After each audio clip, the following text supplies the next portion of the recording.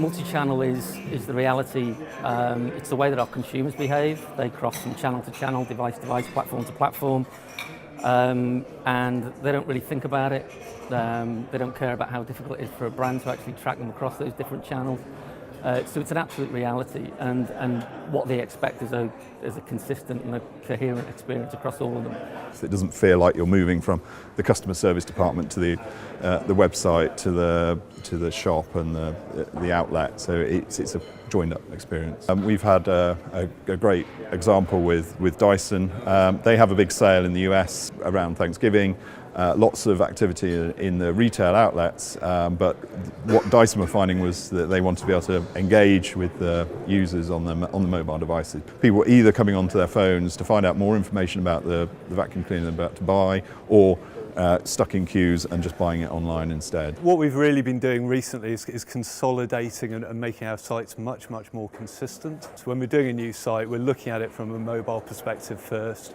We're looking at the core services that people want, getting those on mobile, and then making sure the rest of the site fits that as well. It really is difficult to look at a channel in isolation, and if you do that, you're sort of missing the opportunity that digital has to offer. So multi-channel for us is really about having some sort of central management of content and services, and then having the delivery on different formats, different channels.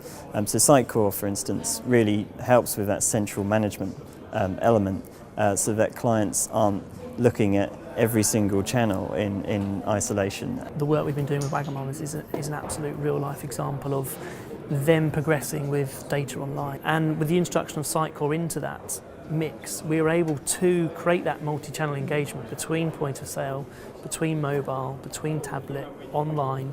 And since we've been doing that, the uplift is north of 20% in terms of how we're engaging with that customer base. It's been the year of mobile since 2008. We're always talking about it, but now it's actually landed. So for me, it's okay. What impact is that going to have on the in-store experience? Whether that's personalised messaging, location-based messaging, whether it's to improve customer service. Apple are very good at that. Home Depot in the States. It really, the most exciting element for me is that. And then obviously 2-3 years hence, as we move to the sort of Internet of Things, where objects actually become connected to the wider net, that brings a whole different element into play again. So we're going to have apps communicating with other apps rather than necessarily just one individual using an app for their own purposes. I think one of the things I'm most excited about is this concept of phygital, and it's essentially the integration of digital with physical installations and environments. The great thing now is everybody's moving around with their mobile phones, they've got their laptops, their iPads, but I think it's when they can actually interact with their physical environment it gets quite exciting. But I still think there's some big challenges out there. The technology is pretty much there at the moment, it's getting there. This often talked about single customer view, but there's still a lot of businesses, because of legacy data. I think silos are an issue in businesses, so you've got marketing, you've got customer experience, you've got sales.